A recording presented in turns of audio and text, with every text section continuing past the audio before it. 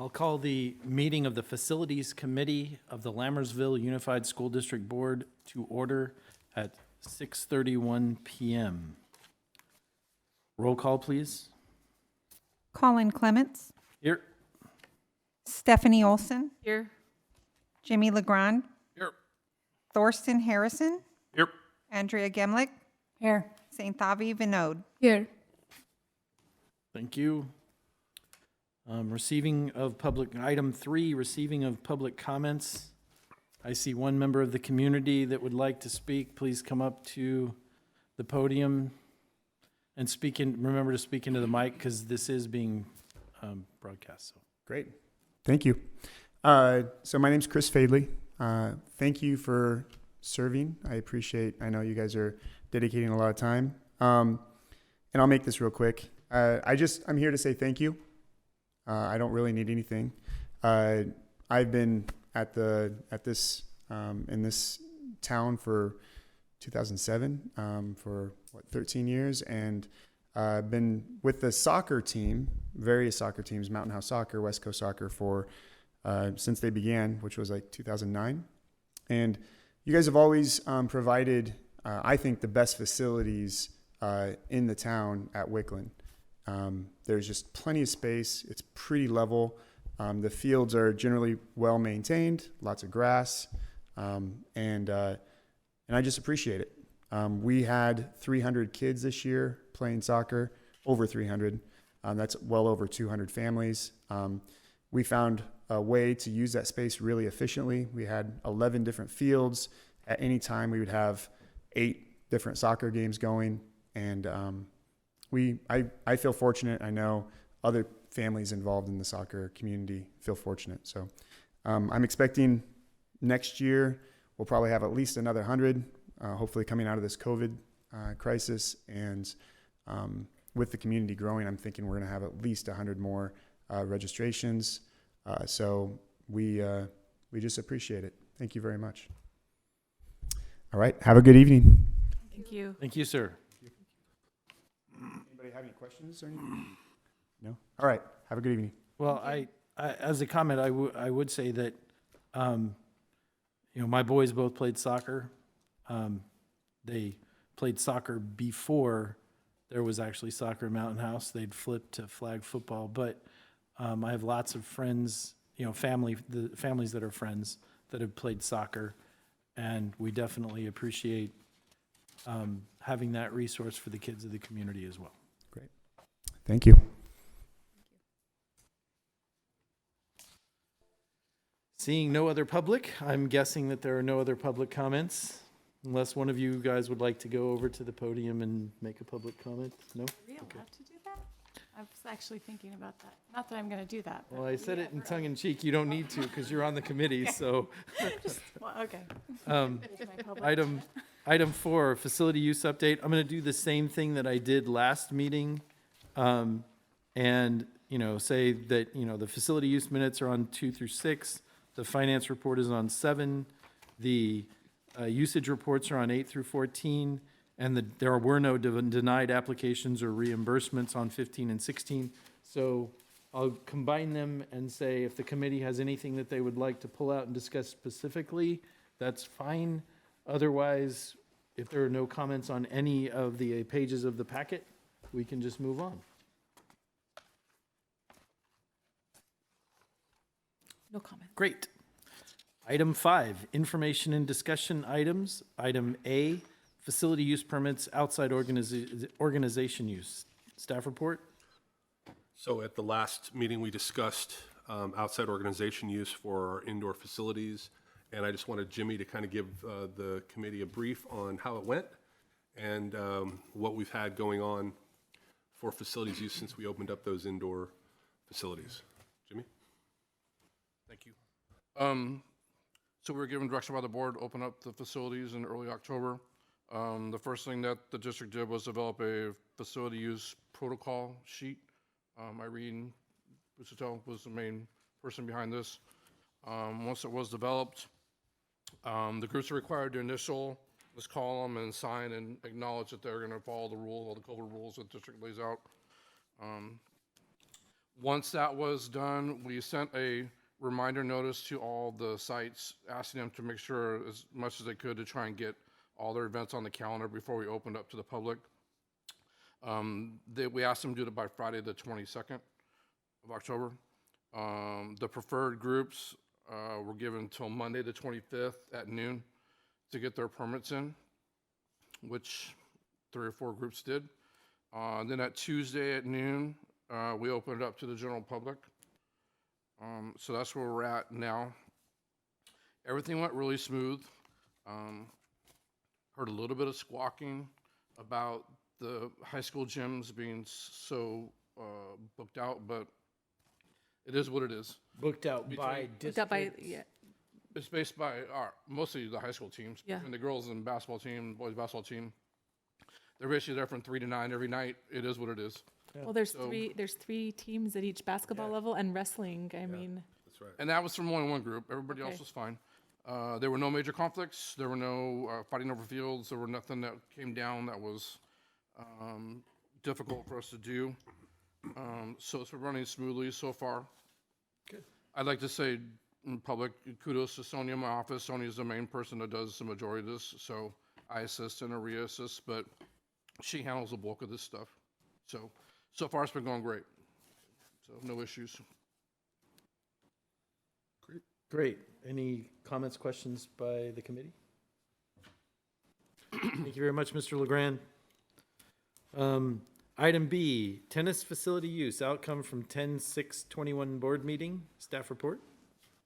So we got direction from the board to investigate the potential use of the tennis courts on the weekend or after hours during the week, to use the tennis courts, to have the tennis courts used by the public.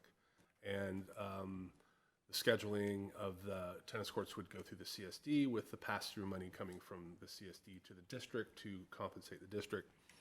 I think we had this on here thinking that it would have gone to the board already. It hasn't gone to the board. They needed a little more time. I talked to Mr. Pinkerton after the board meeting when this was brought forward, and we talked about timelines. And we now have a proposal from the Mountain House CSD that's written and fully vetted by everybody. Everybody's read it, both sides, our side and their side. And it will be going to the next board meeting Wednesday night. So that agreement will be going to the board. So if it goes to the board, why would it need to come here? Well, we were asked to leave it on here in case updates changed and things changed if it went to the last board meeting. Okay, all right, That's why we left it on here. So I just thought I'd give you guys an update of where we were. okay, all right. Comments or questions by the committee? All right. Item C, cricket field trip. And before I ask for staff report, I wanted to thank district staff for their time and taking members of the committee on the tour. That was very much appreciated. Staff report. So I was asked to bring forward a diagram of Wickland Field and the potentiality of having a cricket pitch / cricket field exist at Wickland while still allowing soccer to be played on said field. We visited 5 schools, I believe. We walked 5 schools as a group, and we looked at a variety of facilities and field situations and things of that nature. And as we were discussing cricket, this was the location that had the most viability to add a cricket pitch and still be able to use the field for soccer. So up on the screen is a diagram that you asked me to create. And if you look at the shaded area to the right of the red oval, that shaded area is the new parking lot that's going to be added to Wickland because they were shorted in parking when the school was built. This diagram was given to me by Wes, who is our architect, so I believe the dimensions to be pretty accurate that he gave me. And as you can see, we have the amount of field we have left over once the new parking area is added. We have about 320 feet fence to fence, and this is going east to west, space-wise.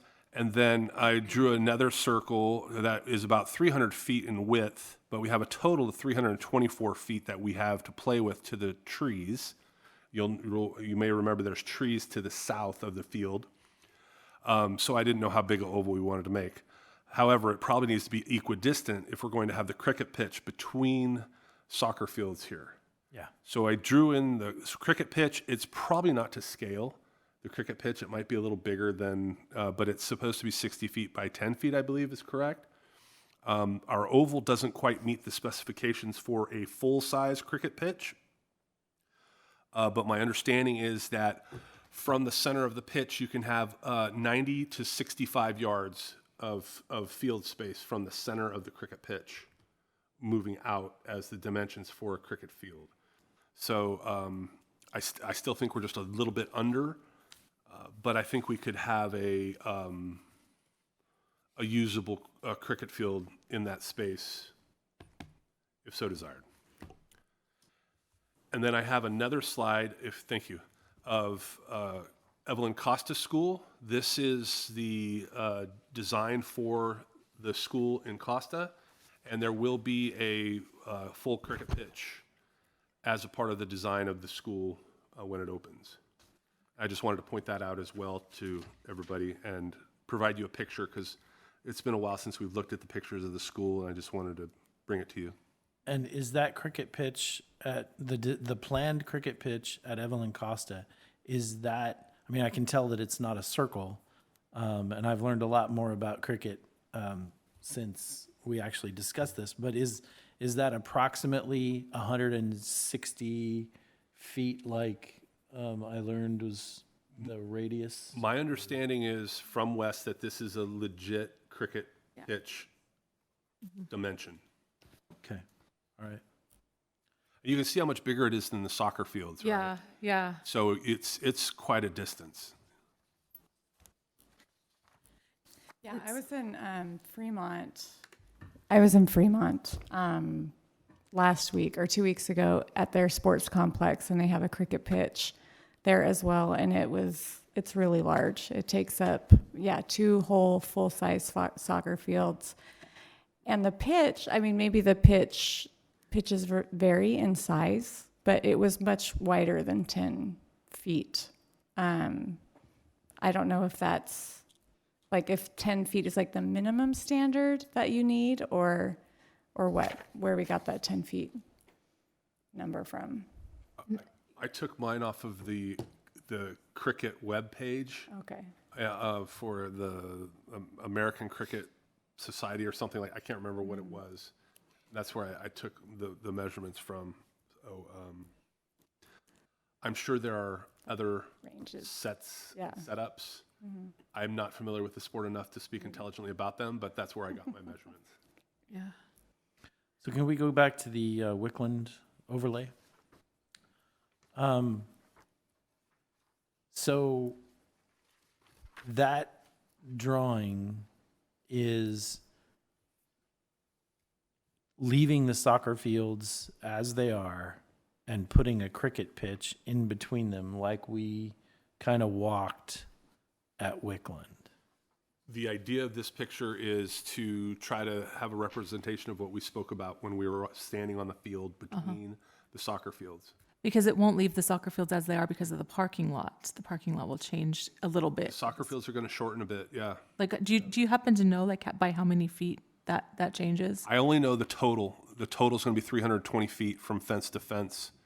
Once the fence is up for the parking lot and going to the, east to west, 320 feet. So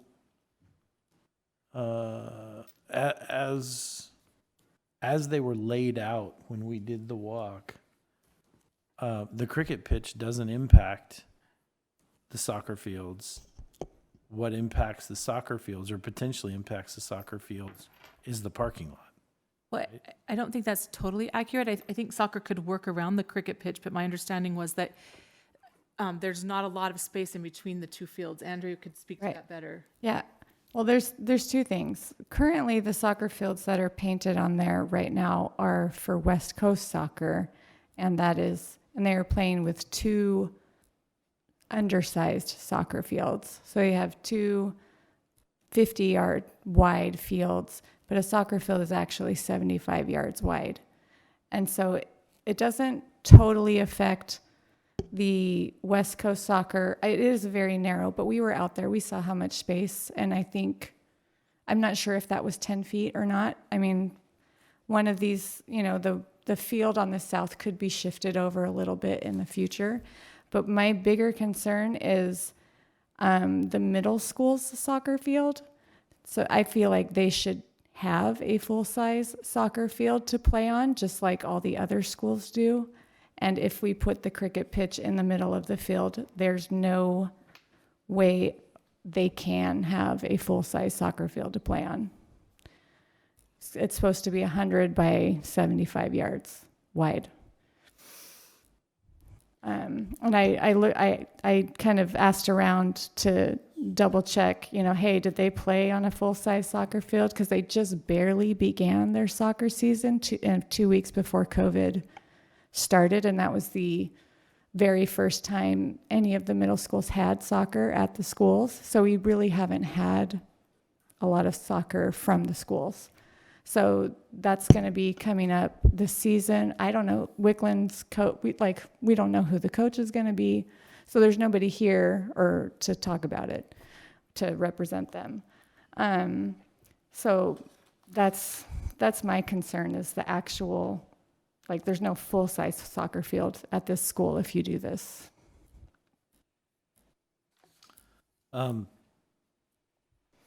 So after the parking lot is installed, the full size would be, because you said it was 100 yards. Mm-hmm. Oh, I see. So 320 feet And yeah, is 30, is 100 yards. is 100 yards Change. plus 20 feet, right? Yeah.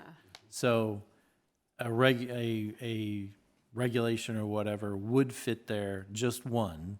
Mm-hmm. And so the cricket pitch would be in the middle of that, essentially. It would be somewhere on that field, yeah.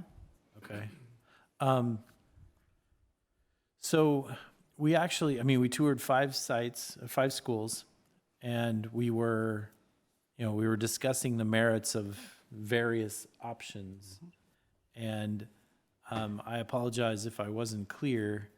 What I was saying was that I couldn't visualize, standing there at, any one of them, what that might be. And so it's like, well, okay, and we didn't have a tape measure, which I think a tape measure trying to do that far is kind 300 of feet. ineffective, right? We have technology like the laser measurers that, just whip it out. But anyway, what I wanted was 2 or 3 options saying, okay, well, if we put it at Cuesta, it would look like this. If we put it at Wickland, it would look like this. And I thought my understanding was that we did consider Cuesta, but then because the solar panels are there, there's no way we can have a cricket pitch with the arrays, because if a cricket ball lands on it, it will, shatter it, break it, damage it. The solar arrays can handle a soccer ball. They wouldn't do well with a cricket ball. It's really hard. Yeah. really hard, and the engineers have said to us, we asked this right from the beginning, can it take an impact from a soccer ball? And they said yes, because of where they're located at Cuesta. So I think we could still play soccer at Cuesta. I don't think that we could. but there was the one field that, granted, was somewhat sloped, right? Mm-hmm. But we thought that might be a possibility. And Yeah, you're talking about the north field, but it has solar across it as well. Oh, There's 2 sets of solar. There's like an L being created by the solar. well, then we spent quite a bit of time there. Okay, so that's Yeah. Cuesta. Yeah. What else? We could potentially look at. You also asked me to check on Bethany to see if baseball's still going to use the Bethany field.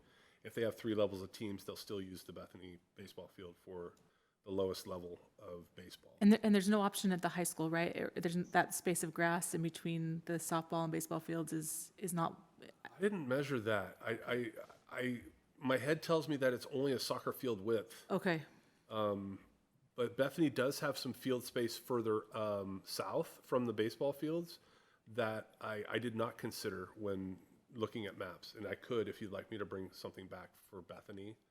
We don't have the field space at Cordis. They barely have enough they don't have enough for a soccer field at Cordis, to be honest with you. They're going to be playing on a narrow and short field for when soccer season hits. Unless we can figure out something with the baseball field. I think we can maybe get at an angle in the baseball field. I think we could actually get a bigger field. So, and then we walked Hanson, and Hanson really there was no option as well, and that would leave Lammersville Field at Lammersville School, which is going to have solar on the south end of the field panels. So I think that's every field, but Altamont has the track and the soccer field in the middle, and no real other space. yeah. So I think we were looking at Cuesta, but then we realized that Cuesta, if errant ball hits the array, we're going to have a problem. Yeah, from what I recall from the field trip, we concluded that out of all of the places we looked, Wickland was the best option. It just, we didn't know how the parking lot was going to impact things. Yeah. That Wes provided us with these drawings, which is very helpful. Yeah.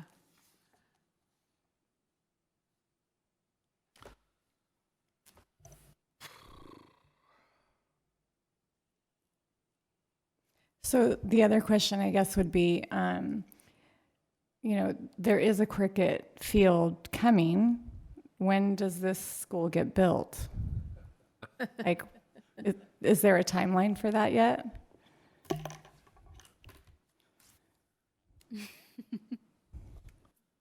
Staff report? Or is that based on population? That was perfect. I believe construction is starting in 22, 23. That's about as much as I have. Okay. Break ground, I mean, the hope is break ground Q2 of 22. That's the hope. Yeah, But a lot of things can impact that. what we're finding with the solar is there's huge delays on steel. There's huge delays on deliveries. There's staffing issues. So, those are all things that, I worry about. So, And if we're just kind of circling back to the cricket pitch at Wickland,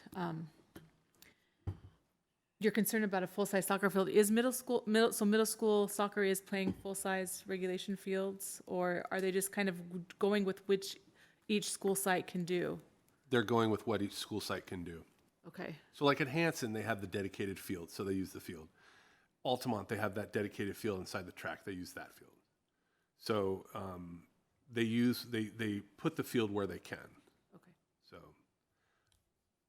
like I said, Cordis will be interesting. I think we're going to try to figure something out on the baseball field. So, Yeah, And a cricket pitch couldn't, it would be too dangerous to be in the middle of a soccer field, like it would get ruined, right? Is that, or I mean, could it coexist with soccer? Because we've said it could coexist with baseball at Bethany, but we never really talked about, like, could it coexist with soccer, not just by being in between two fields, but being Like on part the of the field. playing field? I don't know. I personally think, like, with it being on a baseball field, you're likely to get one or two players running on it. With soccer, you're getting like it could 10, get 22 ruined, players running on it. So it's going to get torn up way more than on a baseball field. And makes sense. I think that's, No, I mean, that seems logical, but, Yeah. you know. I would rather do one cricket pitch well than, two or three cricket pitches that are like the one that has to be constantly upgraded, the CSD, at Central Park. That's great, but it gets divots and all kinds of stuff, and so my concern, what I would like to see is to find a place to do one and have something more permanent, with and after talking with the people at Mountain House Cricket Club, doing a more hard surface with, the turf, synthetic turf over it. So I'm not really worried about people running on it. I'm worried about soccer players transitioning, looking up because they're trying to defend and attack and all that kind of stuff. So they're running at full tilt. They're viewing out here, not here, and they hit that transition, and it's like it's not the cricket pitch I'm worried about. It's around it. If the soil around it and the grass around it divots, then all of a sudden you've got a transition. Yeah. And I'm not as concerned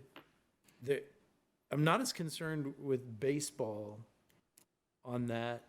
Although the outfielders, they're going to be running like this, right? Yeah. But transitions exist in baseball. Like going from infield to outfield, there is, even though we, going from dirt to grass, even though we taper it, there's still a transition. And if you're not paying attention, I know from experience, that can come up and bite you. But I don't think soccer is used to that kind of transition. And they're always running. I mean, that's all they do in soccer, which is why I can't play. I could never play soccer. I could play baseball because I could sit in the outfield and do nothing 90% of the time. So I'm a little more concerned about a cricket pitch being in the middle of a soccer field than I am, the outfield of baseball. Could we at least check on the dimensions at the high school and see I mean, potentially if that was as an option, the mention of, why we're focusing on cricket so much is that they wanted to have a high school team as it was, right? So, I mean, if it would work there, that would be great for the. To me, that's it. There are enough players at the high school that are interested in starting a team. I'm not looking for, 6 cricket pitches. I'm not looking for a cricket pitch per elementary school. And it doesn't matter what I'm looking for because I'm one member of a committee and then I'm one member of a board. But my personal opinion as a member of the committee and as a member of the board is, that I think there's a need for one. It would be great if it was at the high school. But I don't know I don't know where it fits. We did spend a bit of time at the high school, and we eliminated the high school because why? Because it didn't fit. I don't know. I think we just we didn't go to the assumed. high We school. didn't, We went to the high school previously for a tour, yeah. but I don't know that we talked about cricket while we were We didn't. on our 3-hour tour. Yeah, we didn't talk about cricket at that time. We were just checking all the facilities, like baseball field Yeah. and tennis courts and Because there is theater. that practice field between the two Yeah, that's the one I'm talking about. baseballs. Oh, I thought we had discussed it. Maybe we didn't tour it, but I thought we had discussed it as a potential spot for it. Well, it has high school soccer on it for a portion of the year, but I can go out and measure it and see what it entails. And football too, right? Aren't they on their? Football practices out there and band practices out there as well. Yeah. Band lines it the other way though, east-west. Yeah.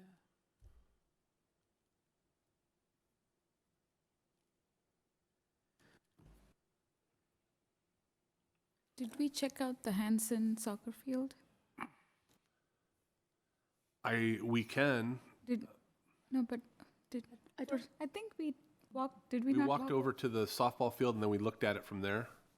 We didn't really go close. Maybe because it's closer to the houses or something. Yeah. Something. Why did we not?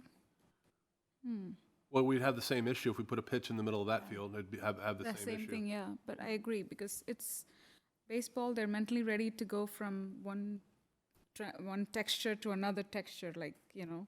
But if soccer, they're like running, and I'm sure this is hard. Like the cricket pitch is really hard. So it's gonna be like an Yeah. issue. And it's one player versus like maybe 15, Yeah. you know, that are going, Yeah. doing that generally.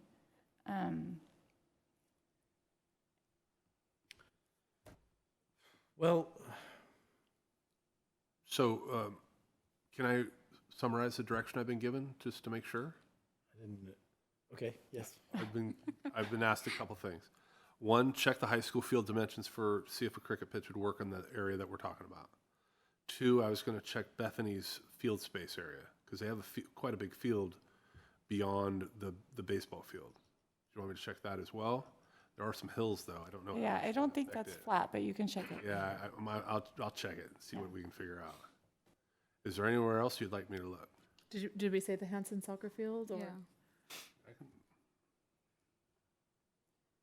Did we check the dimensions of the Bethany baseball field that we were at? Like, did we rule that out entirely? Because that was one of the two options. What we said that we need, if there's 3 baseball teams, it would be difficult because they are gonna use that field for freshman baseball.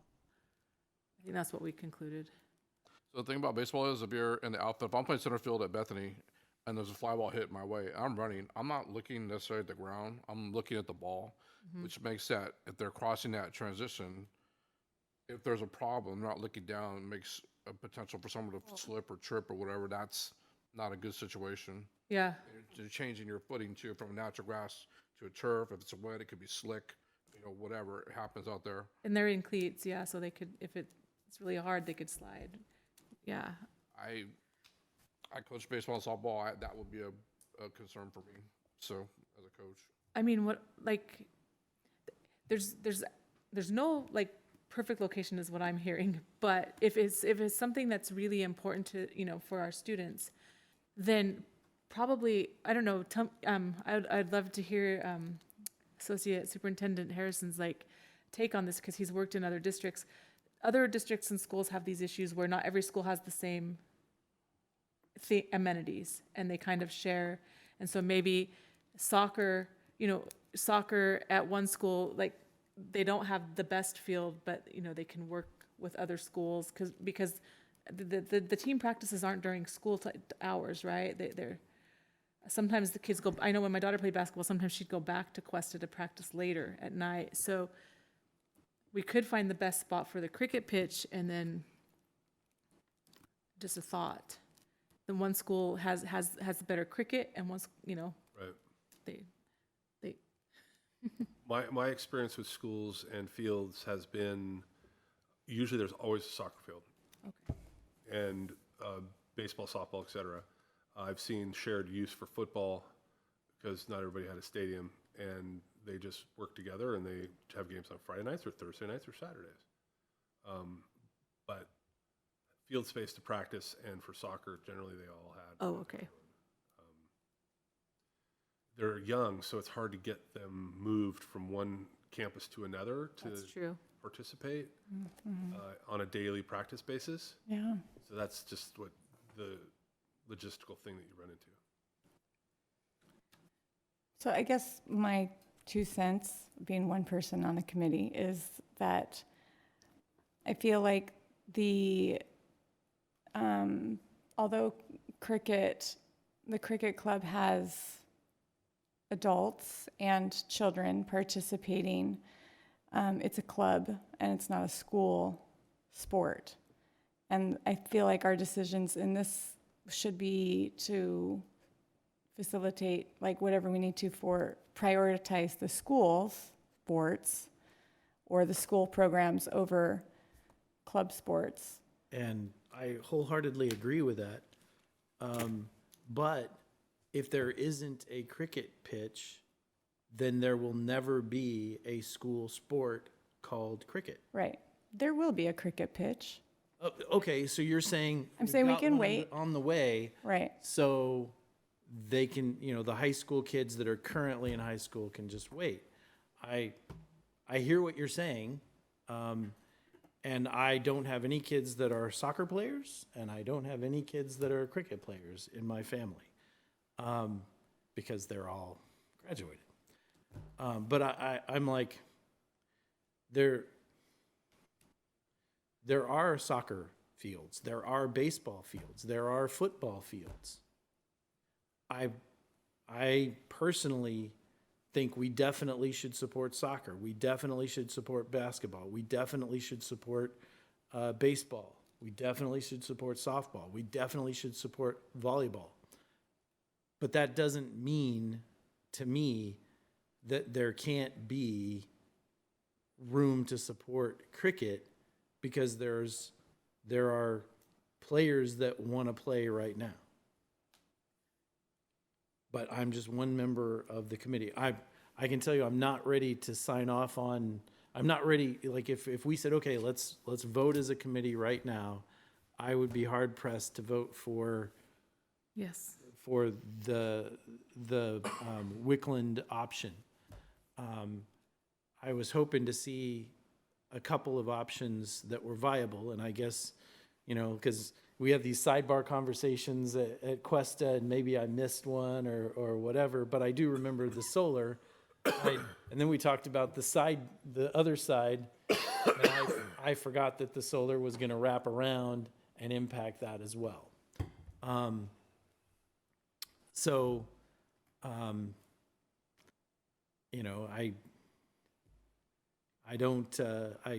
I think as much as I hate having, being a CFO and having executives and my fellow executives say, bring me a rock, and you bring them a rock and they go, no, that rock's too big, and that rock's too small, and that rock's too white, and that rock's not orange enough, or whatever.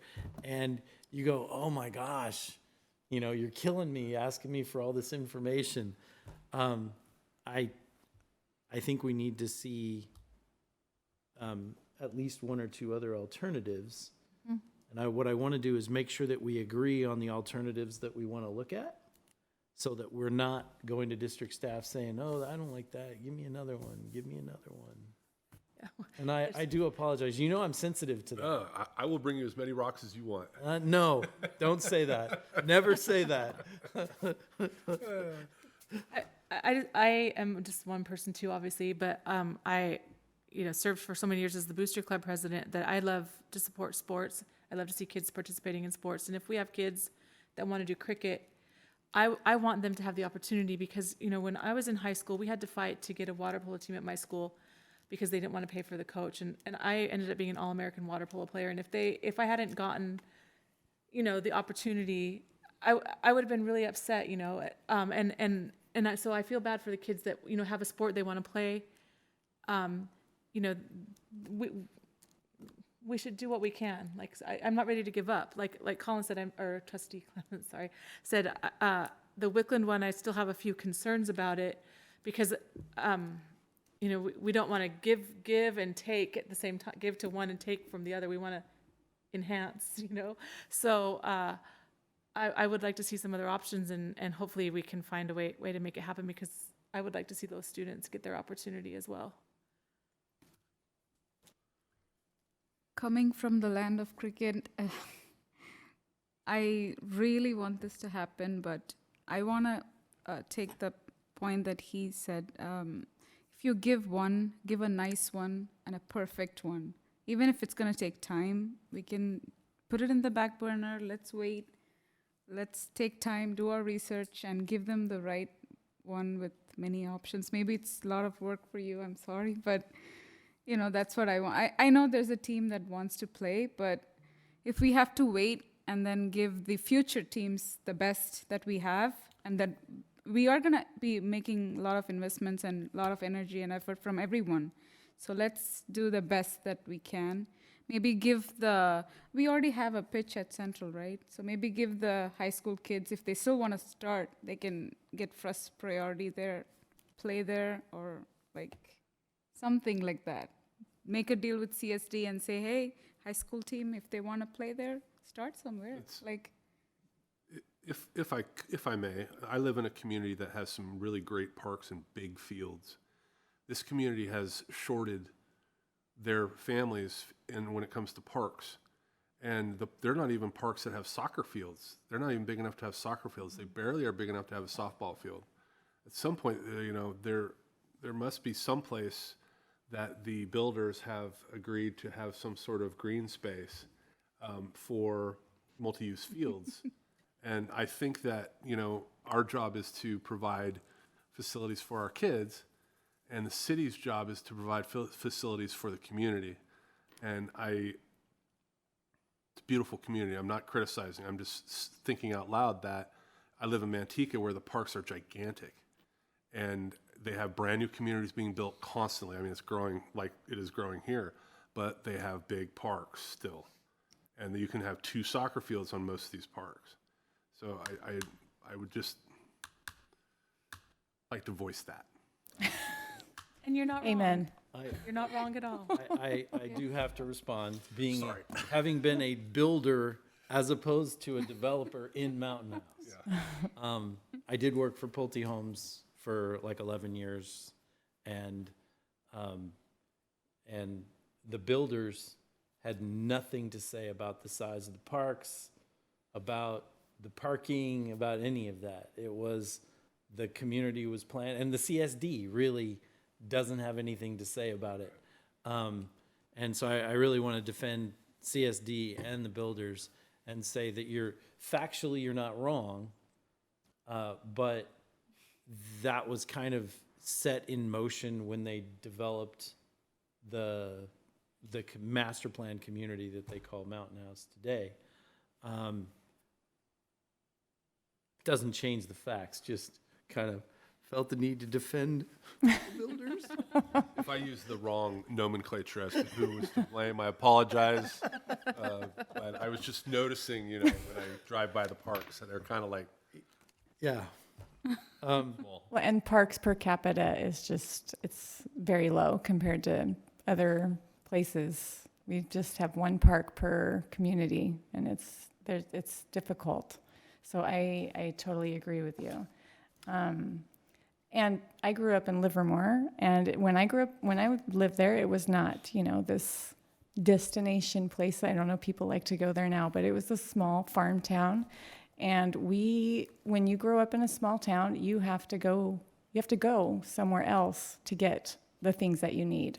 And I drove, 45 minutes, 50 minutes to go play volleyball, in a competitive arena, and that's just what you have to do. Mountain House is not going to be able to provide everything for everybody. We just don't have everything. We don't have the space and all of that to offer.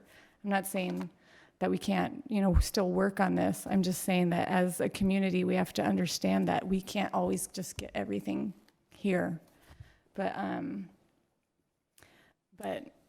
yeah, that's just my comment. So I, at the risk of asking for a rock, I think the consensus is to look at a couple more things which you have articulated. Is that correct? All right. I shall bring you More copious rocks. And I've got a quick, sorry, go ahead. Oh, just a question is, after we maybe potentially recommend a space or something, then there's the next issue of the actual pitch and the cost and all of that, what type, and right? That's kind of the next step. Okay, the next hurdle, I guess. Yes. Yeah, that is correct. Which does district staff feel like that should be, because if we don't find a place for it, then those aren't relevant. So what's the best course of action? Should we be investigating the cost, or should we kind of hold back and find a place and then say, okay, based on this place, this is how we're going to implement, or this is how we could implement? I think the latter. Because it depends, there might need to be some field restoration as well and some other things like that, and who knows. So I would wait and then do from there. My other question is anybody aware of like any other schools that have cricket teams or any other communities, like actual schools, and what do they have? What are they using? Would a high school cricket game be played on a full-size cricket field, or would it be played on a baseball field at the half-court size or something? I'm wondering. Well, I can't speak from actual observation, but I did talk to, because my entire conversation with the Mountain House Cricket Club was about what high school cricket would and does look like. And my understanding is that there are I'm going to say a handful of cricket programs around at high schools, not community, right? At actual, honest to God, honest to gosh, high school cricket programs throughout the East Bay. I couldn't list them because he's talking really fast and I'm not writing stuff down, but that they're played on regulation 360-degree cricket pitches. And, that's my understanding. To your point, that means that you might, if we had a high school team here in Mountain House, they might be driving. But when we started our football program, I drove 4 hours to a game one time, wherever it was in the foothills somewhere, right? It was a long drive. Right. The travel isn't my concern. My question was just, what are other school districts doing with these up and coming like sports, this sport in particular, and are they providing full-size cricket fields in their districts, or are they using community fields because the community already has one or whatever? So that's a fair question. I can't. I did not specifically ask the question of whether those cricket pitches were on school property, district property, or on community property. I more asked what was the level of play that was kind of common in the but it would be a good question, and I would be happy. I would actually be interested to actually get a list from Mountain House Cricket Club of the high school programs, and I'm willing to call them and not delegate to district staff just because I'm interested, and find the answer out. Yeah, that would be really interesting to know. So there's like 4 in Bay Area. I just did a quick search. One in Bay Point, Lodi, Milpitas, Hayward. So, but then we already have one in Central. So first we can start here. They're really like ready to play. Okay, Like, we can go there. just speaking to the Central Park, though, I thought that the Central Park cricket field was problematic because where the CSD placed it. Yeah, it's a half field, right? Yeah, but at least it's a start. I Right, mean, like right. instead of going on a different baseball field, or like, if there's divots and complaints, like go on an actual like pitch. You have a pitch, at least you have like, people are playing it on the street to start with. So this is like, at least we have something to start with. Well, I'm not saying that if the high school kids that want to be on a team cannot or should not try to do that at all, right? I'm just saying that if we can find a spot, I would like us to consider Yes, consider we doing. we should definitely keep working on that. And then these are like just a Google search, like listed for schools. I mean, it's 4 locations. I don't know if they're in a school or outside. Doesn't say. Yeah, like I did another Google search that talked about like cricket field locations, like, and it was a list of like 35, and but I don't know if those are actual pitches or like, I mean, some of them I'm assuming are, like when it says Fremont City Cricket Field, I'm assuming that's cricket. That's probably where I was. But and there's Emerald Glen Cricket Ground in Dublin. Yeah. So I think there's That's a city. community places that a lot of them are using, but then there's a bunch of middle schools listed here, and what I don't know, I would like to find out are those middle school fields they're using So I've been on the Emerald Glen field. My previous rugby team practiced there on the field where they do cricket, and they had a turf cricket pitch area that was on the sideline or next to the sideline of where we played rugby, and it was a full-size field. Oh, okay. So they blended it that way Was Was your, it like in this, like, between between two rugby fields? two soccer fields. Yeah, soccer fields? basically the same. was the rugby field also turf or was it grass? Grass. Okay. It's all 'cause natural. The one in Fremont was all turf. It was turf soccer and then a different turf pitch. And that was interesting to me too. It's a different, And turf fields. just a It's it. thought. No, you did not say that. Wait, what did We you get in say? trouble. So I think we have a consensus Yes. on the next steps. Yes. Any other questions, comments, concerns? Okay. Item D, California Interscholastic Federation Sports Update. Staff report? So we were asked to keep this on the agenda because there's still a few things up in the air, but I can give you an update on, I spoke last time about the winter sports and what we had to test and what we didn't have to test. Right now, our wrestling team, the cadence is set up to do the testing for wrestling as we're required, and that's going very well. Irene Bustil she has become our public health official here in Lambertville Unified. She's doing a great job with that. And then basketball is still required to wear face coverings. There is a rebellion going on, I know in Stanislaus County and across the valley, of ADs, superintendents signing letters, sending things to both CDPH and to CIF because they can't seem to get along with this item. I spoke with the Central Valley basketball rep for the area for CIF last weekend, and he told me that the fight is still going on to allow basketball to participate without a face covering and get tested weekly, which is what we had previously. But as of right this second, they still have to wear face coverings, and they are starting practice. They have to wear face coverings while they're inside playing. But I know that the fight continues, and the final decision has not been made. I do not believe.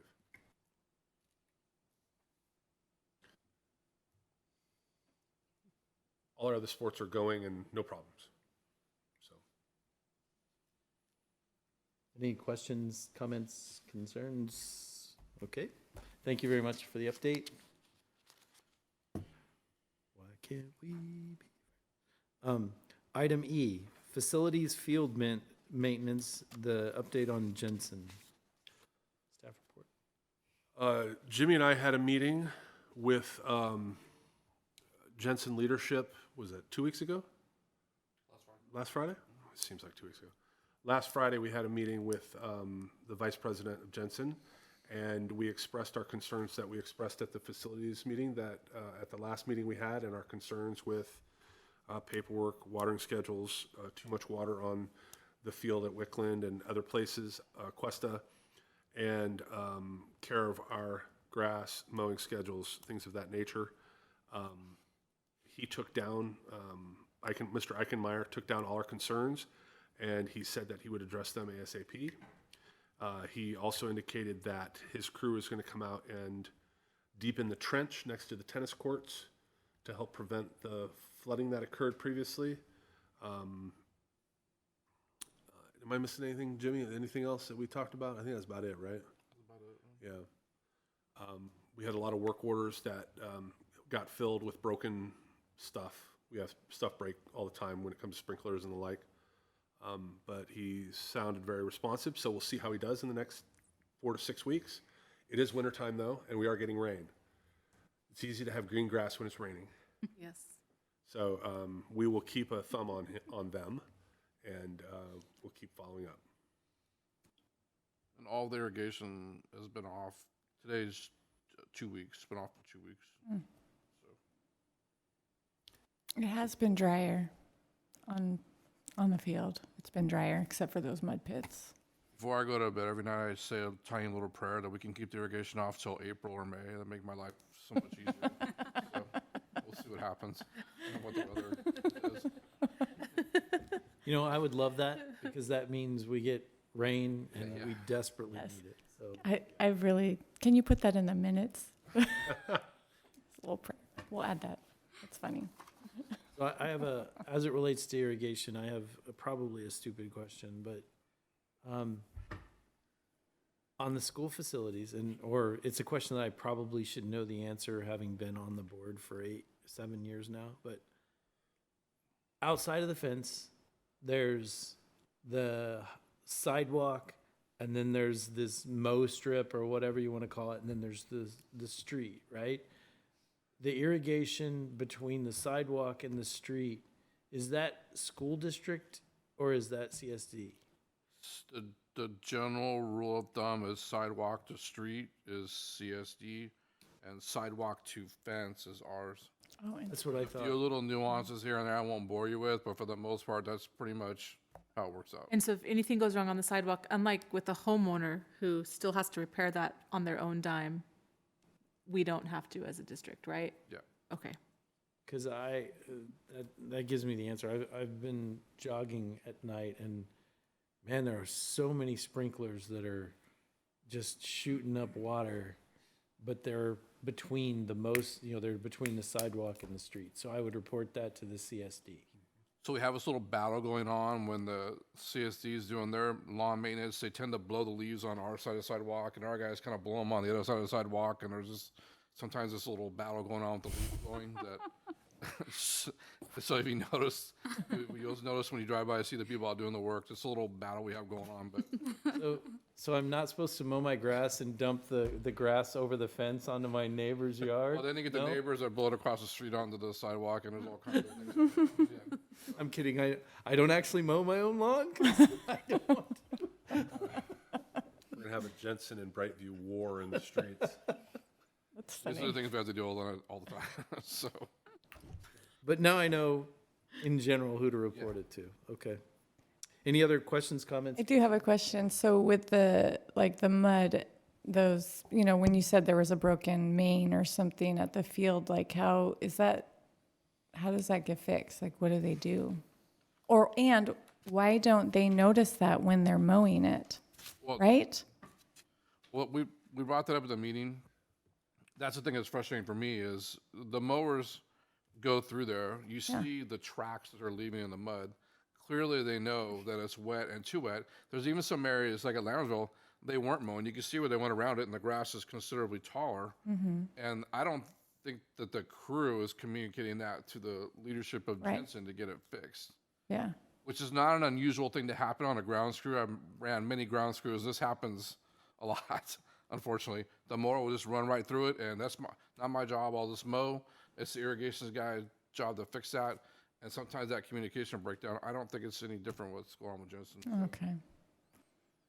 It shouldn't happen, but that's what it does. We addressed that in our meeting. Okay. Jimmy was very clear on, and used his hands to describe the grass and the mow marks for him.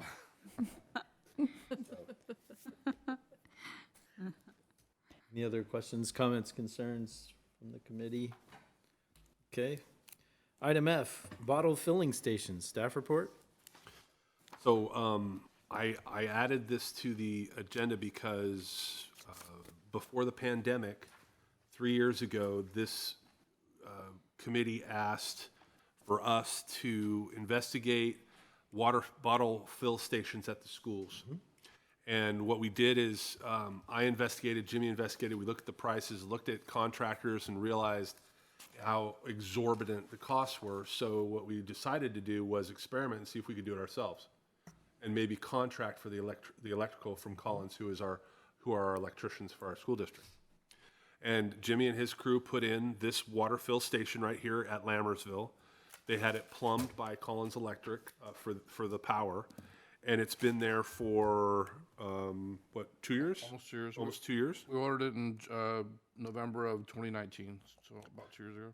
And I'll let Jimmy take it from there. He's got some estimated costs, and And what we figured out by subbing it out ourselves and doing it ourselves, we save a ton of money. And I think we'll save a ton of mistakes in getting them put in the right locations. But this is something that staff was asked to do prior to the pandemic.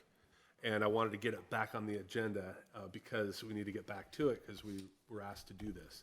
So Jimmy has some information that he's gotten. Prices have changed. It's been 2 years. Everything's more expensive. Yeah. Shocking. Contractors are more expensive, so it's good that we're doing most of it in-house. But Jimmy, you have anything to add? Sure. Just looking at the pictures, the left picture is obviously the unit. The center picture is there's a sensor in the middle of that bottle. That's where you hook your bottle up to. The hole in the bottom is the drain in case you overflow your bottle. And then the pictures on the right is a different angle. Can you go to the next one, Jay? So also at the very top of the unit in the upper right corner, it says help to eliminate waste disposable bottles. Or it has a running count of how many water bottles you've essentially not used by using the bottle filling station. 1508. Was it like 1,500, right? Yeah, 1508. 1,500 and something, yeah. This is just at Lambersville. And then in the upper left corner is a filter status button. The filter has to be changed every 3,000 gallons or every year, whichever comes first. The one at Lambersville, I replaced the filter one time because the first year we didn't really use it, kind of sat there. The filters, just in case you're wondering how much they cost, they're pretty long, about $65 for a filter. So the cost for the unit that we put in 2019 was a little over $1,200, $1,202. That same unit today is now over $2,000. But there's a very similar item that I can't see any difference between what we have and what's at Lambersville. That is $1,256. So it's only $55, $54 more than what we paid in 2019. The electrical, for the one at Lambersville, we had to bore through the block wall and come down and run that conduit you see in the picture there. The electrical for that was a little over $1,200, so $1,220. So the total between $1,256, $1,260, and $1,220 is $2,480. So roughly $2,500. I'm going to round up to $3,000 because the electrical is going to be different at different places depending on where we're at. I'm just going to round up to $3,000, say it'd be about $3,000 per unit to install today at today's prices. Now, I apologize, I can't remember. How many units were we proposing to do at each school? We were going to do 2 units per elementary site, and then we were going to put 5 units at the high school. That was our number. And if I could add to Jimmy's proposal, at my one-on-one with Dr. Nicholas a few weeks ago, I talked about this and getting this going again. And one of the things that he proposed, and I'm guessing he's all right, I talked to this committee about it since it came from this committee, is when we build Costa, we were asked to have all schools moving forward have fillers like this, like Cordis has. What he proposed is maybe we can get a quote from them when they're installing there for the rest of our schools and see if we can make the mass more to bring down the cost and see if that is doable as well. So we have a couple of options now, one in that realm, and we're going to talk more about that. But we also have the in-house option that we've been working on as well. And I should mention that Cordis already has them. I believe there's 4 at Cordis. I think I had to go do the filter. There were 4. Yeah. So we don't have to worry about Cordis. It'll be everything else. No, the ones at Cordis that were installed with the build, do they come with any specific warranties that we wouldn't have doing this in-house that might be advantageous? Just out of curiosity. It would have the same year. It's just basically a year warranty on the Okay. parts. If So the nothing parts are bad. huge. Basically, we're not getting the ones with the chilled water, so there's not a lot of moving parts to them. Okay. So it's just whatever the tap water temperature is, that's the temperature that comes out of there. Did we also count in this building and the professional development building? The PDC already has it. Okay, This building does not. This building has water faucets. maybe, Maybe we Yeah. can put one right out there. yeah. Yeah, it's a good idea. Well, I I was a proponent of this before the pandemic. I think that, you know, I'm okay working with the contractor to see so that we save staff time. I love the fact that, because I can't remember what the bid was that we got to do it, but we saved a ton of money by doing it. $80,000-$90,000, if I remember. It was just under 90 grand. Yeah, 85, 90, yeah. Yeah. It was a lot. Yeah. Now it'd probably be about 140. Yeah. So I'm, as one member of the committee, I'm okay seeing about that. But I don't want to wait 2 years to get that in the pipeline. Like, I think we have I kind of personally feel like we have like an environmental obligation to do this at 2,500 rounded to $3,000 instead of the whatever that number was per unit back in the day.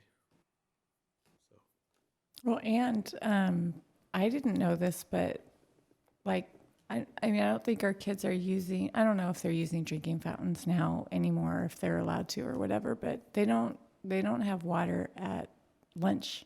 They don't have water. They have like milk or whatever. And so when my kid's water bottle is done, they're done, and they come home super thirsty. So I think this is really good. And I There- thought they were allowed to fill up their water bottles, No. not? No. I don't can in know. class- Maybe they can. Yeah. Classroom, yes. If the classroom has, Not- yeah. Yeah. Not. After Well, will there be one of these in the cafeteria? Is that one of the locations at the K, or where will these be located? We actually discussed that, and what we're going to do is we're going to get some feedback from the principals, because we talked about potentially having one outside the MPRs, which would make a lot of sense, but it would also mess up their lines going in and out of lunch when they bring kids in, because the stopping to fill their bottles. So we're gonna ask for some input from the principals and kind of see what they think, because it would also be good for people that are using our MPRs for events, our kids, our teams, and others. So we're still kind of figuring that part out. Exactly It where. needs to go where an existing drinking fountain lives. yeah. Okay, Otherwise, you could throw that there's- $3,000 out the window. so there's limited options, Yeah. Yeah. but it's, So, yeah. But there's water fountains outside the MPRs. Yep. Yeah, because I was one of the ones that suggested, that said, hey, that's where they got to go.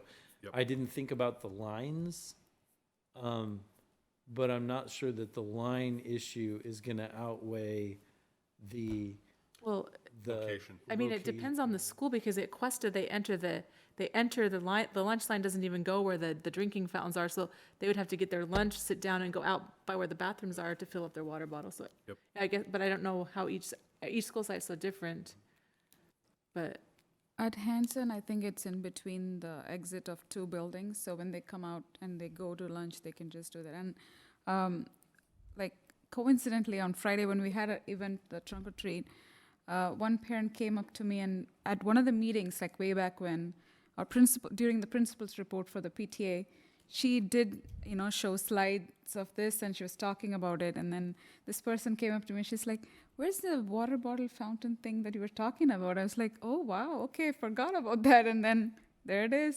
Yeah. There's the update.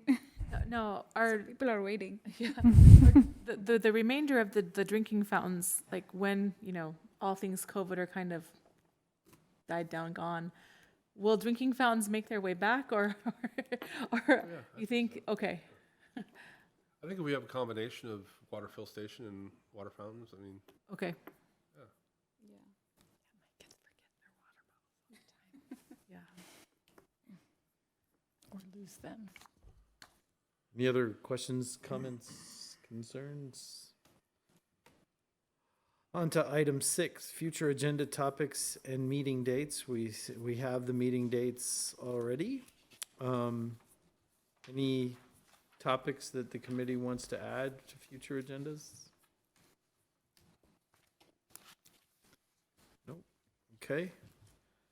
Then I will adjourn the meeting at 7:40 PM. Thank you.